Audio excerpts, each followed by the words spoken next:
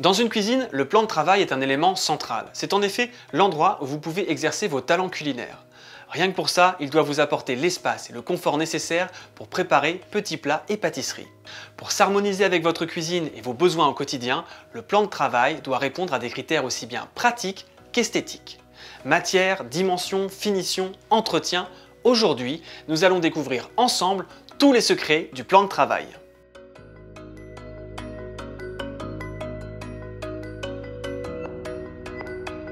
Commençons par les matières. Il existe des matières pour tous les goûts et pour tous les besoins. Le choix de la matière idéale pour vous s'effectue en fonction de vos habitudes, du style de déco que vous préférez et de votre budget. Le stratifié a de nombreux atouts. Résistant, simple à découper, à installer et à entretenir d'un coup d'éponge, il offre de nombreuses possibilités de revêtement. Ceux-ci vous permettent de vous amuser facilement avec la déco, grâce à plusieurs aspects décoratifs comme le marbre, la pierre, le béton ou encore le bois. L'aggloméré est conçu pour recevoir un revêtement spécifique, et particulièrement du carrelage.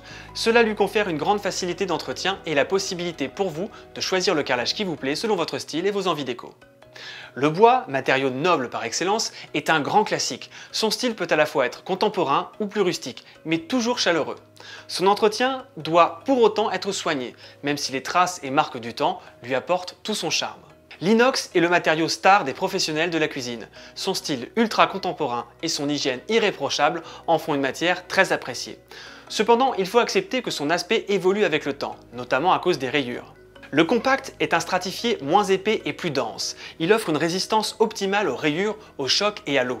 Il est aussi totalement imperméable à l'eau et à l'huile. Par ailleurs, en matière de déco, de nombreuses variantes sont possibles, comme pour son cousin, le stratifié.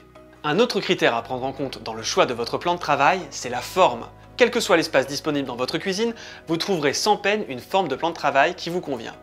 On en distingue principalement 4. La forme droite est un classique indémodable. Le plan de travail droit se place contre un mur, généralement sur des meubles de cuisine, pour bénéficier d'un gain de place et de rangement. La forme snack est parfaite pour y inclure un bar. Moins large et pourvu de champs de chaque côté, le plan de travail snack a un avantage. Il peut être installé de façon indépendante, dans une cuisine ouverte sur le salon par exemple. Il peut aussi faire office de coin repas ou même d'étagère pour exposer vos ouvrages de cuisine. La forme îlot est la référence des grandes cuisines, parfaite pour recevoir puisque son îlot peut être prolongé d'une table ou inclure un espace dînatoire. Elle offre aussi une surface de travail supplémentaire qui n'est pas négligeable. La forme escamotable est l'alternative parfaite pour les petits espaces. Envie de cuisiner ou de recevoir, il suffit de déployer le plateau. Il faut aussi prendre en compte un élément primordial, les dimensions. Il s'agit ici de trouver le bon compromis entre l'espace dont vous disposez, vos besoins et votre confort quotidien. Ainsi, plusieurs éléments sont à prendre en compte en ce qui concerne les dimensions de votre futur plan de travail. Selon la matière que vous choisissez, il peut y avoir des variations dans les dimensions.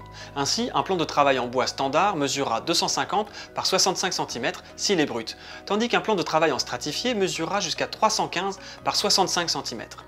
N'hésitez pas à vous rendre en magasin ou sur le site leroymerlin.fr où un conseiller pourra vous aiguiller. Notez qu'il est toujours possible de recouper un plan de travail dans sa longueur, ou encore d'en accoler deux en enfilade grâce à un profil adapté. Ce qui est bon à savoir, c'est que le plan de travail sur mesure a quant à lui l'avantage de répondre à toutes les configurations de cuisine. Ensuite, il y a également l'épaisseur du plan de travail à prendre en compte. Tout dépend ici du type de plaque de cuisson que vous souhaitez y encastrer, mais aussi de vos envies déco. En effet, certaines et certains préfèrent l'impression de robustesse que dégage un plan de travail épais, tandis que d'autres privilégient la finesse et un aspect plus léger. La hauteur du plan de travail doit être confortable. Si habituellement un plan de travail de cuisine se place à une hauteur d'environ 85 cm depuis le sol, je vous recommande de le positionner à hauteur de ceinture de la personne qui va y cuisiner le plus souvent. Vous pouvez par exemple jouer sur la hauteur des pieds et de la plinthe sous les caissons.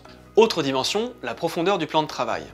Plus profond, le plan de travail offre davantage de surface pour cuisiner et pour y placer votre petit électroménager et vos ustensiles. Une grande profondeur libère aussi de l'espace derrière les meubles pour y faire passer les évacuations d'eau de l'évier et du lave-vaisselle. Prenez bien en compte la configuration de votre cuisine. Plus celle-ci est étroite, plus la profondeur de votre plan de travail devra être faible. Les pieds sont aussi une bonne idée pour gagner en légèreté et pour transformer votre plan de travail en table de cuisine conviviale. Autre élément important à envisager, les finitions. Pour parfaire votre plan de travail et plus globalement la décoration de votre cuisine, ne faites pas l'impasse sur les finitions. C'est en effet le petit truc en plus qui va produire un effet waouh. Il existe 3 finitions. Le champ est particulièrement utile si votre plan de travail stratifié subit des découpes. C'est un adhésif qui recouvre les tranches et se décline en différentes tailles et motifs pour correspondre à tous les styles de plan de travail stratifiés. Le profil permet quant à lui de remplacer un champ pour finir une extrémité de plan ou bien d'assembler parfaitement deux morceaux du plan de travail en longueur ou en angle à 90 degrés. Enfin, il y a l'aspect. Mat, le plan de travail prend moins la lumière, ce qui lui donne un effet doux. C'est une finition que l'on retrouve beaucoup dans les cuisines contemporaines.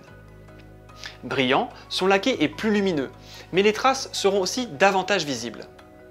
Satiné, c'est un compromis agréable entre le mat et le brillant.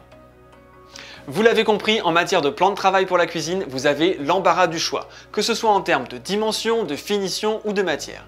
Il existe forcément un plan de travail idéal pour vos besoins. De mon côté, j'adore les îlots en inox, ça me donne l'impression d'être un grand chef, quel que soit le plat que je prépare. Si vous avez des questions ou s'il y a un autre sujet que vous aimeriez qu'on aborde dans une prochaine vidéo, dites-le nous en commentaire. Vous pouvez visionner les épisodes précédents de Comment choisir sur notre chaîne. N'hésitez pas à vous abonner pour ne pas manquer les prochaines vidéos de Leroy Merlin.